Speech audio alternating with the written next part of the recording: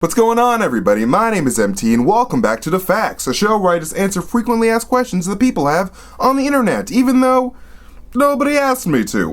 What's that? Has Spider-Man ever killed anybody? I mean, if by kill you mean remove life from the equation, then, of course, obviously he wouldn't... Yeah, Peter Parker has partaken in a wee bit of the murder from time to time, but only a wee bit. But in his defense, sometimes it's not entirely his fault, but other times you just look at him like, Jesus Christ, you're a good guy? You just killed that guy, and you just don't give one single pebble of shit about that, do you? I know that we all like to think that Jonah Jameson was just angry at everyone in general because his marriage is in shambles, because he hasn't been able to turn his Ant-Man into a giant man for the past 20 years, because those internet pills were a lie. But nah, man, Spider-Man is actually kind of a menace. Like, actually. For example, one time, the bad guy formerly known as the Finisher shot a homing missile at Spider-Man, as villains are prone to do sometimes in Spider-Man's general direction. But instead of, doing the whole use my superhuman intuition and reflexes to dodge this thing and not have anyone die thing, Peter Parker says, Spider-Man does whatever the fuck I want, and deliberately sends the missile back to the guy who sent it, completely wiping the Finisher out of existence. Wait, I feel like I should have said, completely finishing the Finisher. That would have been cooler. Would it have been cooler? Probably not. And another time, while he was fighting these two dudes in a restaurant, Spider-Man knew that one of them was going to try to shoot him with a gun. So again, instead of taking 2 steps to the left, he decided to take 2 steps to the death.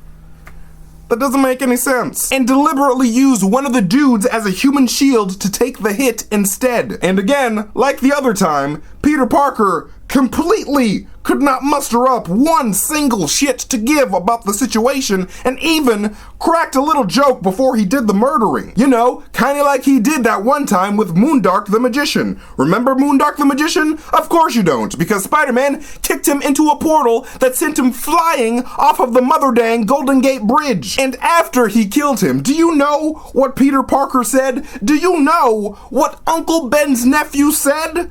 He said, even I can't hang around crying over spilt magicians. What a fucking sociopath! Like, what good person says that after they dropkick a magician to their death? But hey, as much as I would love to say all of this to Spider-Man's face, I know better, because if you say something to Uncle Ben's nephew that he may not like, he may just suffocate you until you are dead, like he did with this woman. Granted, yes, the woman was being a racist asshole at the time, but you just don't spray a woman's face with webbing strong enough to slow down the Incredible Hulk when it solidifies and just crawl away. And yeah, though the comic doesn't specifically show her die and that the gesture was purely meant for comedy's sake, that woman is mega dead. Like, normal human beings cannot break through Spider-Man's webbing with the sheer force of their bare hands alone. It's not gonna happen.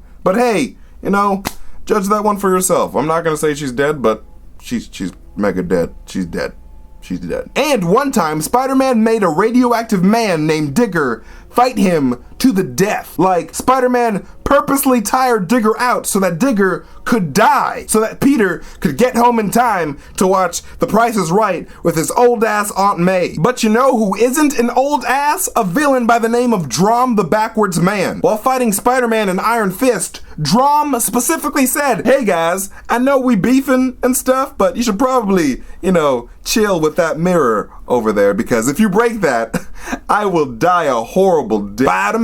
Spider-Man does whatever the fuck I want. Yup. Even though they knew it would kill him, Spidey encouraged Iron Fist to assist him in a murder that resulted in Drom the Backwards Man aging backwards out of existence, Benjamin Button style. But if you think that Uncle Ben's nephew only kills people on the streets of New York, no, Peter is taking this show on the road. One time, Spider-Man went on a trip to the Savage Lands and purposely led a creature named Gog into some quicksand to kill him. Like, his intentions were to kill him. But luckily, another villain showed up later on in another comic, just in time to save that guy after Spider-Man left him for dead, which is really convenient, but he totally just left him there to, like, he thought he was dead. So, of course, to make up for that missed murder opportunity, Spider-Man bought a ticket to the astral plane from everybody's favorite facial-haired magician, Dr. Strange, to kill a villain by the name of Shade. Yay! Murder is totally acceptable. And oh yeah, there was that one time when he turned into a spider demon and ate a spider-eating vampire for touching his woman. That was weird, but I guess that wasn't completely his fault, but he did it, so it still counts. Actually, though Spider-Man is a bit of a lunatic, there are a small number of times where Spidey has killed people by accident. Like, there was this one time where Spider-Man thinks that he's directing a missile away from harm's way, but accidentally ends up blowing up 2 terrorists in the process. And his most well-known murder accident? Gwen Stacy, of course. I mean, Norman Osborn is usually blamed for her death for pushing her off of a high ledge, but it is Spider-Man's attempt to save her that gets her neck snapped, so according to your standard autopsy, technically that's on you, Peter. But hey, no use hanging around crying over spilt Gwen Stacy's, am I right? See how that feels? Asshole. But yeah, Spider-Man was not too happy about that one, and even attempted to kill Norman Osborn for it, until he decided not to, because you know what? He's a good person. Just kidding. Uncle Ben's nephew took another crack at it later on and tried to blow him up with bombs. But somehow Norman Osborn survived that? I don't know. Comic books, man. That don't make sense. And finally, we cannot forget the time that Spider-Man accidentally punched a woman with full superhuman force and killed her. I'm not joking. He just got her. Just right in the face. While Spider-Man was fighting Wolverine in the dark, a woman was like, "Boo!" And then Spider-Man was like, "Ah! What pop?" And then the woman was like, "Ah! I'm dead. I'm dead." And then Spider-Man was like, that wasn't me. She was already dead when I punched her." And then Wolverine was like, "Why would you punch a dead person?" And then Spider-Man was like, "Shit, man, don't tell." And then Wolverine was like, "Oh, I'm gonna tell, bub." No! You said a bad word. Wait, what? Peter, what did I tell you about swearing, Peter? Aunt May, no!